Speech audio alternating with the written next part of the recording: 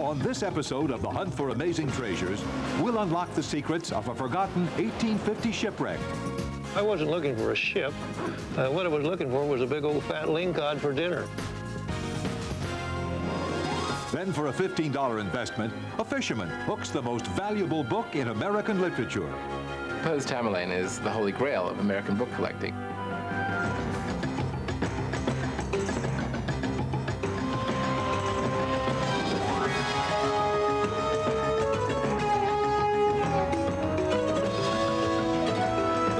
For Amazing Treasures, narrated by Mark Hamill.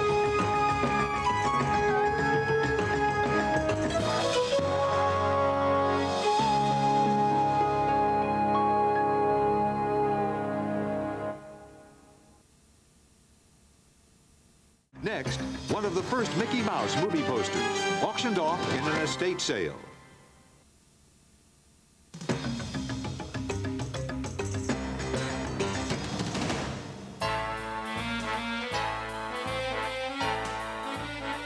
The bottom of Lake Michigan hasn't yielded up any sunken treasure yet, but in Chicago, there's at least one resident who has his own special treasure trove.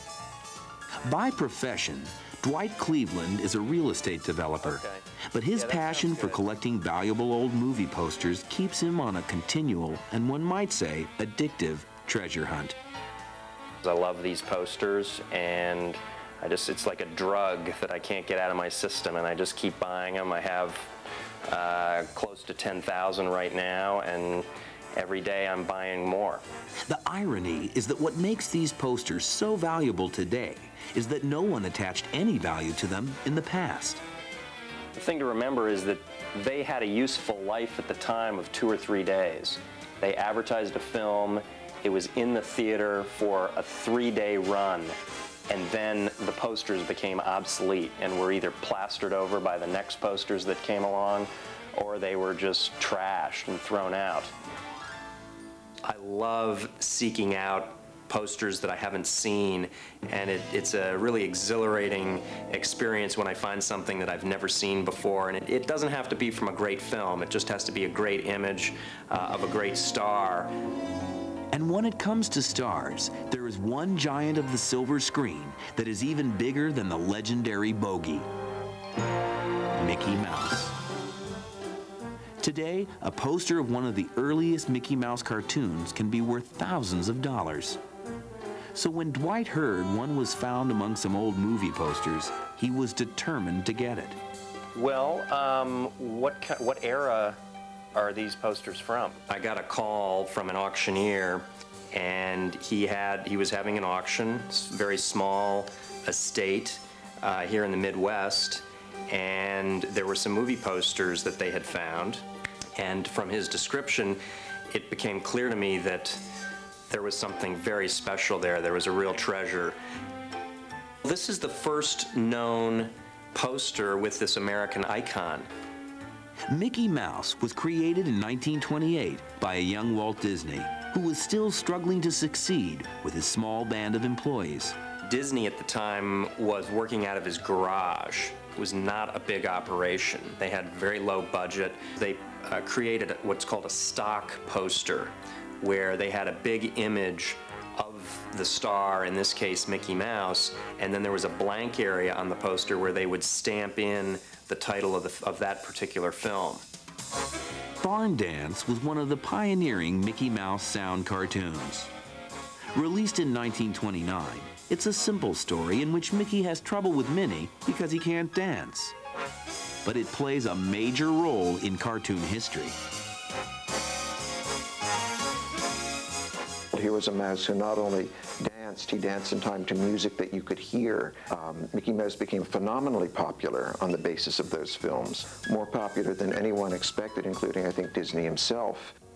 Disney was probably more intimately associated with that first batch of Mickey Mouse cartoons that established the character than he would have been with many of the later ones, because they were the only thing he and his artists were doing at that time. There weren't features and parks and a huge business that he had to attend to. He worked very intimately with the artists on those early films like Barn Dance and Steamboat Willie. In just 10 years, Disney produced almost 100 Mickey Mouse cartoons. All through the 1930s, no one, child or adult, was happy unless they had something of Mickey's. And everything, it seemed, came with a Mickey Mouse on it.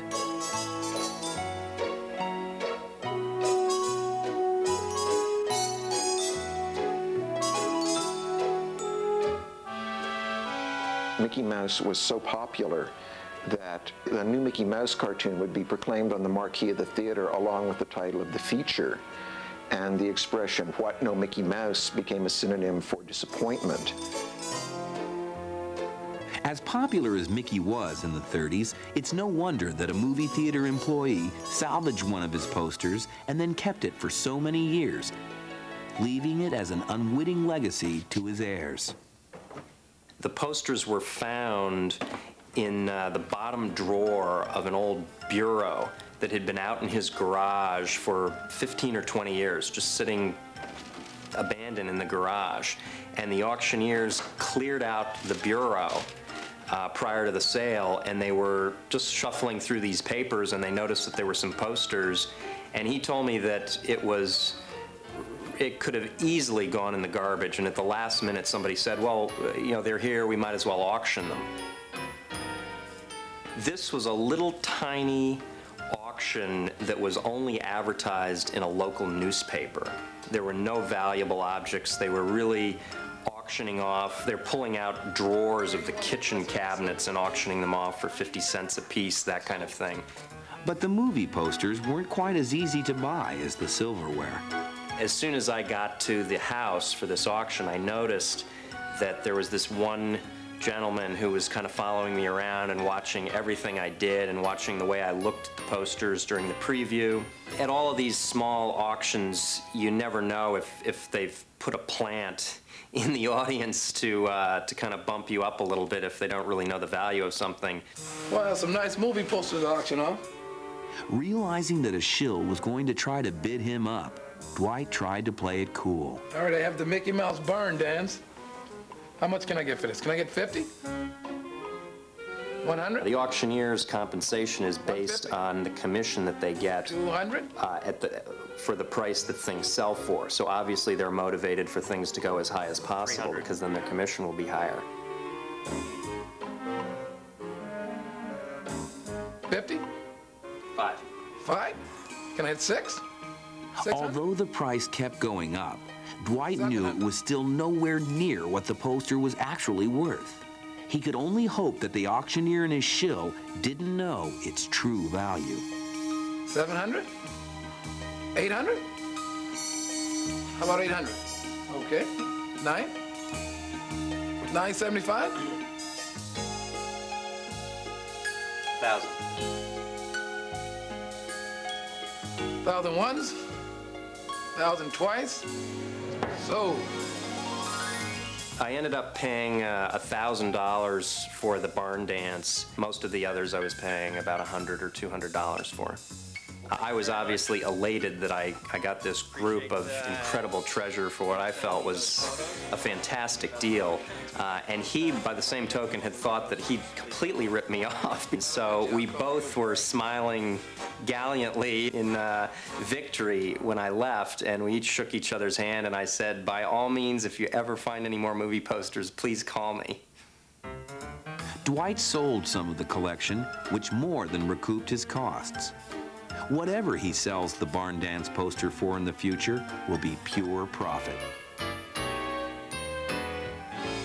And that material is quite scarce, of course, because these posters were not made to be collected. They were slapped on walls and then, you know, peeled off and tossed away. So it's rare to find this early material in collectible condition. And they have gone as high as a couple $100,000. So that's an extremely peppy market. Well, the barn dance right now is probably worth about $125,000 or $150,000. Long term, though, I think, when movie posters are appreciated by a wider audience, this is the kind of poster, because of its significance, it could easily be worth $250,000 or $500,000. But the real treasure for Dwight, and for all of us Mickey fans, is the poster's link to our uniquely American culture.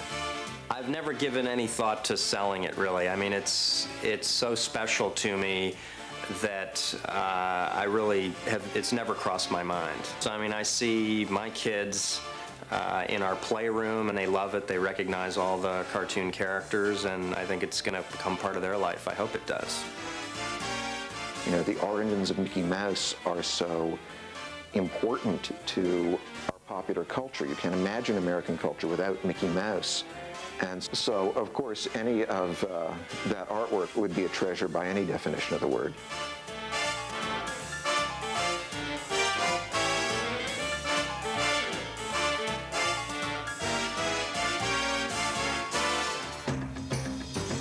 The hunt for amazing treasures will return.